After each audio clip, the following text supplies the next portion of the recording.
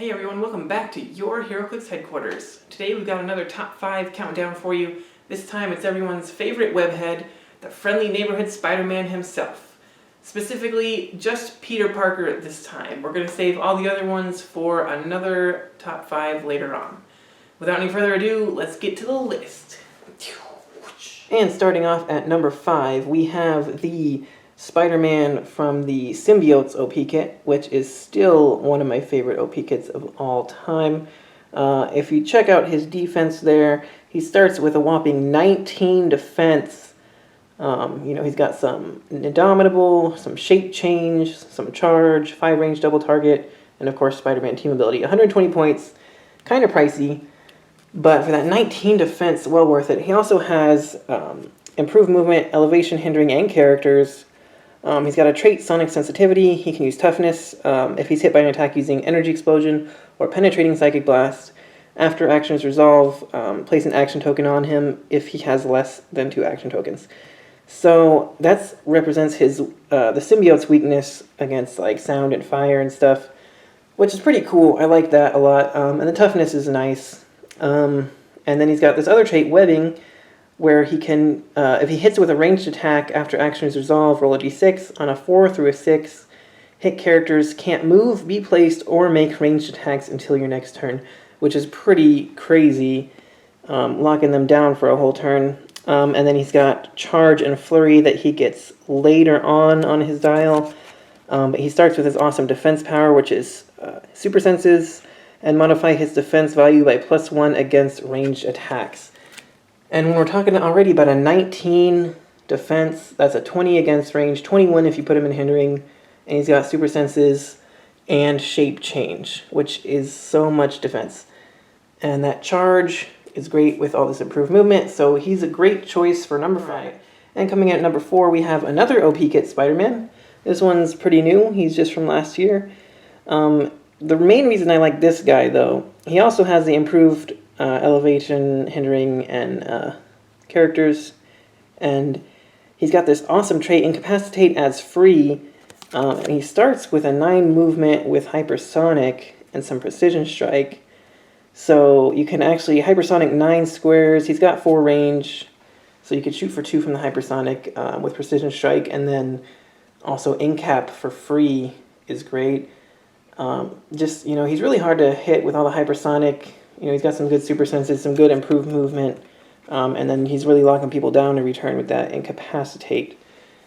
He's got a much better keyword selection, just about everything you'd want in a Spider-Man, or close to it anyway. So he's only 100 points, which is a little cheaper, so that's nice. I like 100 points on my Spider-Mans. That's about right. So he's my number 4 pick. All right, and coming in at number 3, we have the rare Spider-Man from Earth X. This one's pretty cool with his jumping, web slinging. I really like this one. For 90 points, he's got, again, the improved movement, ignores elevated, hindering, and characters, and he can start the game with the web shooters equipped. And just so you know what the web shooters do, they give him Incapacitate with a maximum range value of 4, and when this character uses it and hits, instead of giving an action token, you may have a hit target gain immobile until your next turn. They still take 1 penetrating if they had 2 action tokens. So it's a pretty nice, gives them some incap there, and can make people immobile if you want to. And the main reason I really like this guy, he's got a nice dial to start with that prob, super senses, 11 attack. But this trait, Protect My Family, free. If no other friendly character has activated this trait this turn, choose an opposing character that attacked a friendly character with the Spider-Man family keyword since your last turn. Place Spider-Man such that he can make a close attack, targeting the chosen character, then do so. So that's basically Colossal Retaliation, which just lets you, as a free action, hop halfway across the map and make a close attack on whoever attacked you. And it just says attacked. You don't even have to get damaged. If they attack any of your Spider-Man family characters, they're getting attacked by this guy next turn, which is pretty nuts. Even if you were to play him on an Avengers team or something, and they attack him, you can still get that effect. And it's really good to combo that with his special movement power that gives him Running Shot, and whenever Spider-Man makes an attack or is attacked, after resolutions, you may move him 1 square. So you can basically use that to hop across the map, attack somebody, move a square, and then he can running shot, move another square. It's pretty crazy how much this guy moves, especially with the improved movement ignores characters. It really catches people off guard a lot. So I really like him a lot, and he's coming in at number 3. Alright, and coming in at number 2, we have the rare Spider-Man from the Avengers Black Panther and the Illuminati set.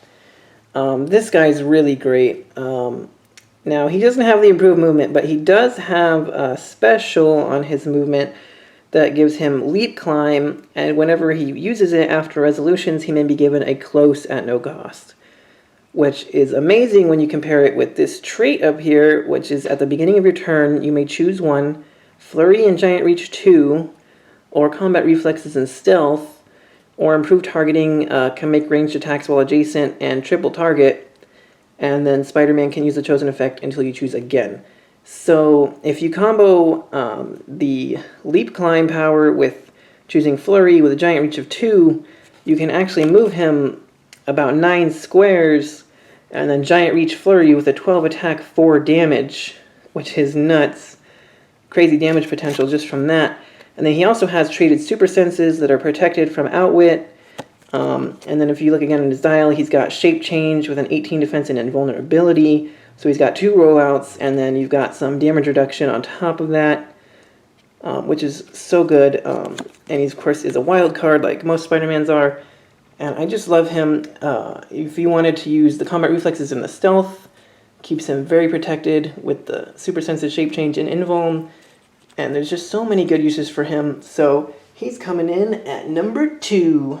All right, and before we get to our number 1 pick, we're going to do some honorable mentions real fast. So starting us off over here, we've got the Avengers versus X-Men Spider-Man. I love the sculpt on this one. So cool, flying through the air, web swinging. And he's pretty good dial. He's got improved movement, elevated hindering, outdoor blocking, and characters. It's really nice to see the outdoor blocking on that one. And then he's got a trait when he's the target of a ranged attack, he can use super senses and succeeds on a 4 to 6, which is really nice. And then he also has, he can use incapacitate and the move and attack ability. When he uses the move and attack ability, he modifies attack by -1 instead of -2. If you don't know what the move and attack ability does, it's hypersonic speed, but you -2 to your attack. So he gets hypersonic with a -1 to attack and some incapacitate. And he starts off, as we can see here, with some combat reflexes and some shape change. And he's got an 11 movement, so a lot of movement there. He's got super strength, which back in the day you could combo with the hypersonic. You can't do that anymore, so it's not quite as good, which is why he's not quite on the list. Still a good choice. And then over here from the Civil War event set, we have the Uncommon Spider-Man. If you can tell, he's actually got a dark blue base. Kind of hard to see. But he, again, has improved movement, elevated, and hindering.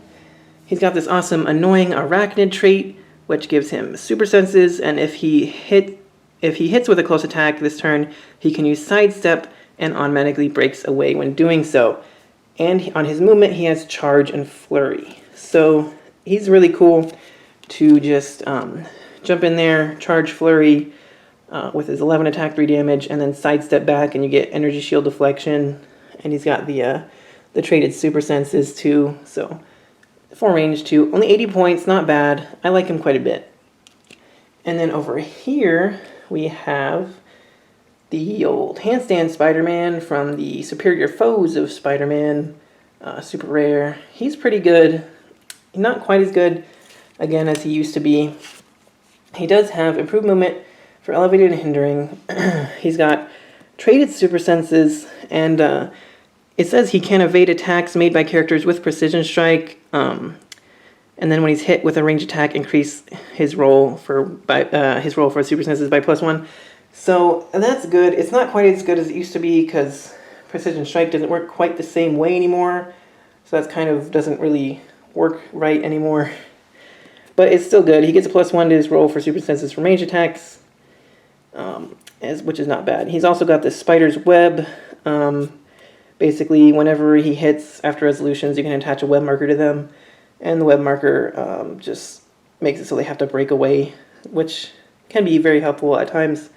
And then he's got this cool movement power, which is hypersonic speed, but only to make close attacks.